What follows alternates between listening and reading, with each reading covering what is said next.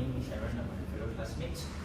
We are Group 1 and today we will be presenting the financial and ESG performance analysis of Coca-Cola. So in this presentation today, we will evaluate the recent financial performance as well as environmental, social and governance practices. First, let us to introduce our group members. My name is Chong Kai-Chen. Hi, my name is Nikhil. My name is Ray.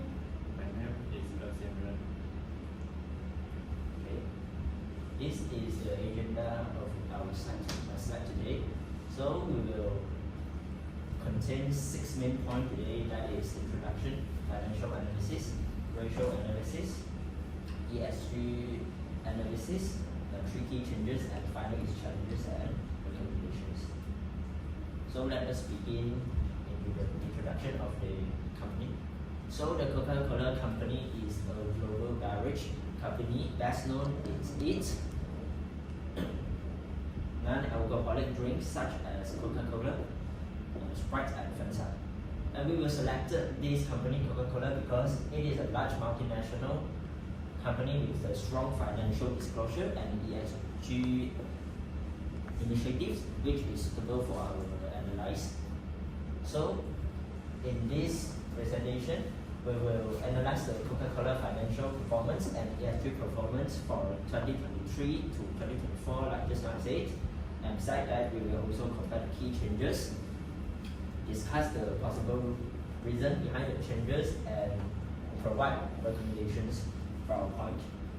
So let us move to the financial analysis. We will include 2 financial analysis in this part. First is the revenue, and according to the annual report, that is called net sales. So we are using net sales. Okay? Yeah. So in 2023, the net sales of the Coca-Cola is 6,653,855, compared with the 6,899,716 million in 2024. So the revenue increased from 2023 to 2024, indicating that the Coca-Cola company has a stronger sales performance. And besides that is net income. So in 2023, the net income is 408,375, compared with 623,525. So the income is increased significantly. I recommend the Coca-Cola company improve their profitability and cost control. So let us move to the next part, cash flow. So include 3 cash flow today. That is CFO, CFI, and CFF. So introduce the first one, CFO, operating cash flow. So compare the 2 years, 2023 and 2024, the CFO is keep increasing. So this means that the company is indicating generate a stronger cash from its core operations. So the second is investing cash flow, CFI. So both year of the CFI is negative, but compare with 2023, the CFI in 2024 is increasing significantly. So this data will show that the company has the highest spending on investment or asset purchases. So and third is financing cash flow, CFF. So compared with 2023 and 2024, the CFF is increasing significantly. So this situation means that the company raised funds through financing activities, probably in equity, issuance, and debts. So and the third part is ratio analysis. So for profitability ratio, the net profit margin will increase from 0.06 in 2023 to 0.09 in 2024. So this indicating improve the profitability as the company generated more income for each dollar for sales. So the second is liquidity ratio, current ratio. So by using Excel, we can get the data. The current ratio increased from 1.03 in 2023 to 2.33 in 2024. So this means that the company has the short-term liquidity position to meet their goals every month. So and the third is solvency ratio, total debt to equity ratio. It will increase from 1.99 in 2023 to 2.75 in 2024. So this indicated that the company rely more on debt financing relative to equity. And the last is the efficiency ratio. The total asset turnover decreased from 1.66 in 2023 to 1.44 in 2024. So this indicating that the company has a low efficiency in using assets to generate the sales. So the whole ratio analysis can show that the company of the Coca-Cola have the stable and stronger sustainability and community in the market. So next I will pass it to Jaehoon. Okay, thank you, Chong. My name is MGT. So I will talk about the ESG analytics, which is environment, social, and governance. So the first one is the climate change and the resource management. The problem which is the climate change is the energy and the water shortage. So it is influenced by the cost. It to decrease the environment risk and make sure the business operation have work in the long terms. The second one is the environmental regulation. Every country government will pay attention at this for this environmental because environment is the most important as part. So a company must follow the law and avoid to have penalty law and other stuff. The third one is the stakeholder expectation and sustainability reporting. It can reporting and enhance the corporate regulation and attract the investment. So let's go to the next. It's about the governance. The first one is the board structure and the independence.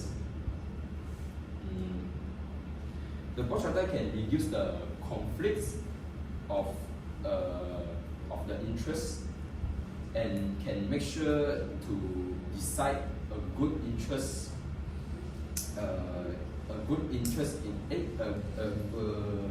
decided in good interest and to the shareholder and the stakeholder. The second one is the transparency and accountability to build our investor have a good confidence and reduce the risk because transparency is led to safety to our company. The third one is the ethical leadership and risk management. The company with strong ethical leadership will be able to manage the financial operation. So let's move to the next one is the social. The employee welfare and human capital, which is the focus our employee training and safety and healthy. The second one is can reduce our turnover employee and support to the long-term organization for sustainability. The second one is the community engagement and social responsibility to enhance their relationship with stakeholders.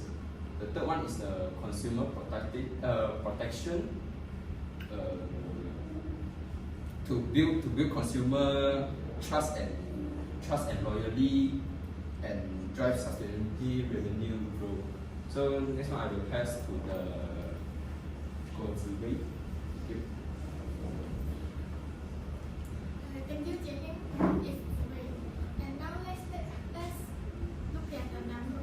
Last year, the company sales reached $6.9 billion, and which is a nice growth of about 3.7%. The exciting part is the profit.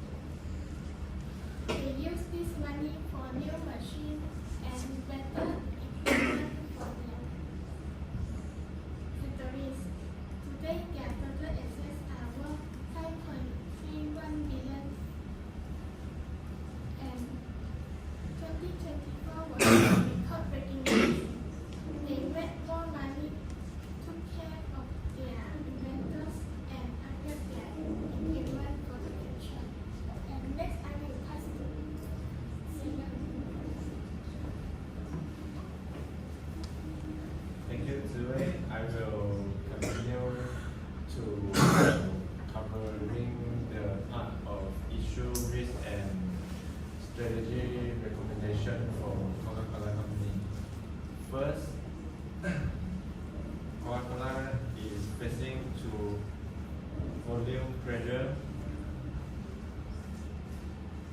Customer want to change healthier option, so selling traditional soda is more harder now. Second is inflationary cost. Rising price of raw material, labor, and transportation have increased operating costs and placed pressure on company profit margin. Third is shipping change. Products are moving from direct delivery model to third party. This can improve their efficiency in the long term, but it also creates short-term operational challenge. Because of those problems, Coca-Cola faces several risks. One major risk is price spike. The cost of aluminum for can and bottle keep jumping up and down. Second risk is revenue concentration. Over 85% of volume is dependent on product owned by Coca-Cola Company, which limited their diversification. In addition, regulatory pressure such as sugar tax, plastic ban, and stricter labeling can reduce their demand and also increase their cost. To manage this risk, several strategic actions are recommended. First is Coca-Cola should continue invest in infrastructure, especially high-tech warehouse to improve their drive efficiency. Second is look in price. Buy material like fuel and metal in advance, so the price spike don't hurt their cost. Third is sustainability leadership, like to expand the refresh, recycle, and renew program to meet consumer demand for circular packaging. Lastly is portfolio diversification. They can strengthen the sparkling beverage segment while revitalizing the still beverage category. Overall, strategy can help Coca-Cola Company to remain their competitive. That's all our presentation today. Thank you. Okay.